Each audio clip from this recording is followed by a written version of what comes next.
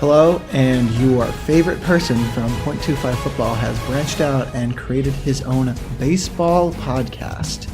This is Charging the Mound, and by the time I finish this sentence, Harper and Machado still won't have a place to play next season. Now, obviously, a lot of stuff has happened this offseason, a lot of signings and all this stuff. So what we're going to do is do 2019 MLB Preseason Power Rankings, because pitchers and catchers are already reported. So I'll just give you sort of like my spiel on what I think about each team and where they fit into my power ranking system. Now, my power rankings are going to be a little bit different than a lot of other people's based on what I saw last year, signings, and where I think those teams will go. So, welcome to the 2019 Preseason Power Rankings. Obviously, Machado and Harper aren't going to be involved in the positioning of these teams, because if they were, like 7 teams would be up higher or lower, and I don't really want to do that. I'm just doing it based on where they are now. If anything changes by the time I record this to the time that I upload this, I will obviously make corrections and redo the entire podcast, so that will be great. So, yeah, they aren't going to be involved with this because they don't know how to sign their name on the bottom of a piece of paper. So we're going to start off with number 30, the Baltimore Orioles.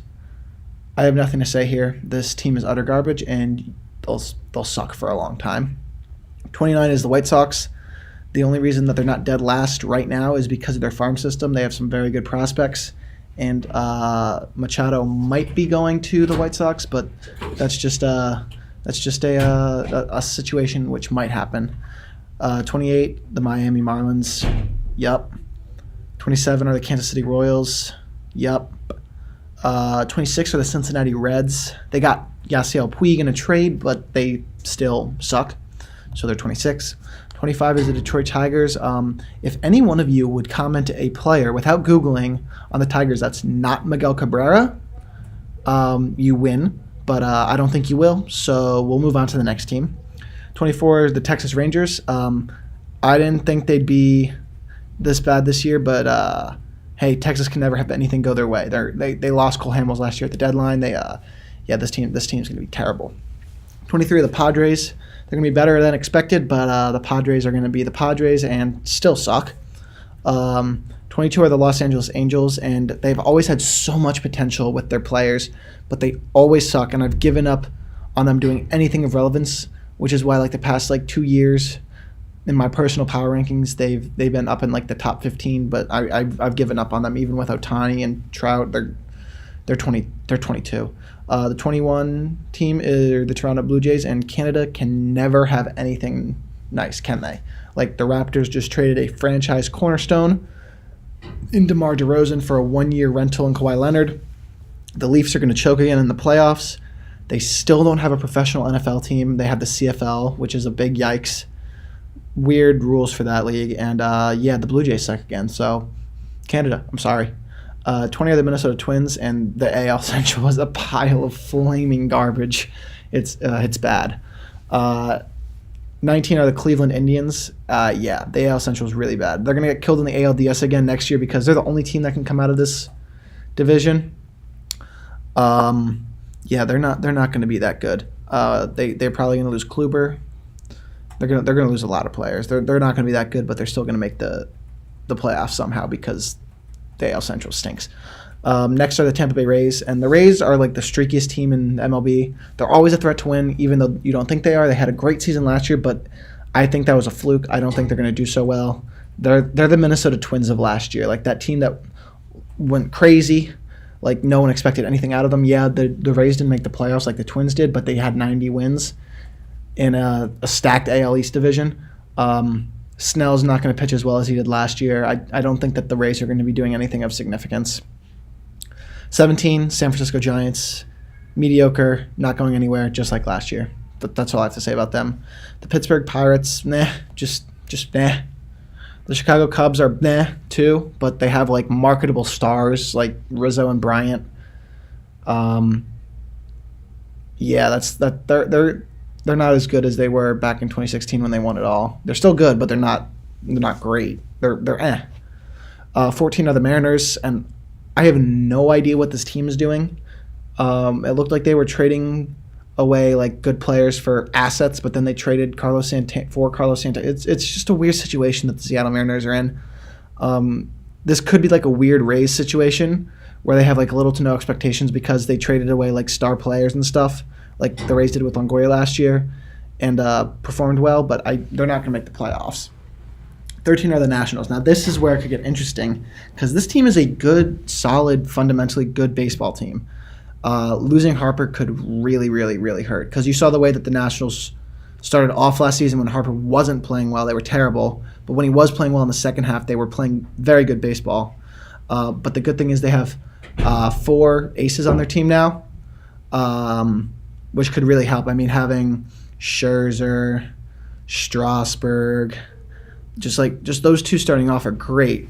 And that goes really well for teams. I mean, the Phillies went like they had a great season back in like 2011 and 12 with 4 aces, and they won the world. Oh no, they didn't win the World Series with Halladay, Lee, Hamels, and Oswalt, did they? No, they didn't. So I don't know what to think of the Nationals. That's why I have them at 13. A very, very movable piece, depending 1 on where Harper goes, 2 how good the pitching staff is, and 3 if they can create run support without Harper because they have Juan Soto, so they could definitely make noise. 12 are the Oakland A's. They took a wild card dicking by the Yankees last year. They will not replicate last year's Moneyball 2.0, but they're still going to be a very fundamentally good baseball team. Chris Davis is not going to have the year that he did last year, and he batted like 247 last year, so not good. 11 are the Dodgers. I don't even know where to start with this team. They're going to lose Machado. Yeah, he didn't perform well for them in the postseason, but he was still like a very good player. They traded Puig to open up for Harper, and Puig was always their like crazy, crazy good postseason player. And the Dodgers aren't even going to get Harper anymore because they're out of the runnings for Harper, pretty much according to like all the reports. So let's just go to the next team. We are finally reaching the top 10. We have the New York Mets. So Robinson Cano is back in New York with Edwin Diaz as a closer. The question is, will the Mets need a closer? Because they usually aren't ahead in all of their games. But with DeGrom pitching and finally having like a little bit of offense behind him and some of the other good pitchers they have, such as Syndergaard and Wheeler, they finally have some run support. So the Mets could be like a very, very good team. We have no idea what to expect from this team. So yeah, that's number 10. Number 9 are the Arizona Diamondbacks. Yeah, losing Paul Goldschmidt does hurt, but they're still going to be a very, very good team for the division they play in. I mean, they have the Padres in that division, the Giants in that division, and the Dodgers, who usually are good, but like I don't think they're going to do well next year. Then we have at 8 the Colorado Rockies. They lost one of their best pitchers, yes, but Arenado is the Mike Trout of the National League. I said it. I stand by that. They're going to be very, very good. And plus they play in Coors Field, so all those home run hitters that they have are just going to boost their rating by a lot. 7 are the Atlanta Braves. This team is young and getting better. They're going to be so good for so long. And the AL East is going to be a dogfight for first, second, and third this year between, I already said, the Mets and the Atlanta Braves, and then the number 6 team on this list, the Philadelphia Phillies. Like, if you look at some of the players they added this offseason, they added McCutchen, Robertson, JT Romulio, who they traded for just recently, and Gene Segura. This team is absolutely filthy, and they're still the favorites to land Bryce Harper. This team could be really good. They have Aaron Nola, who is a very, very good starting pitcher, probably a candidate for Cy Young this year.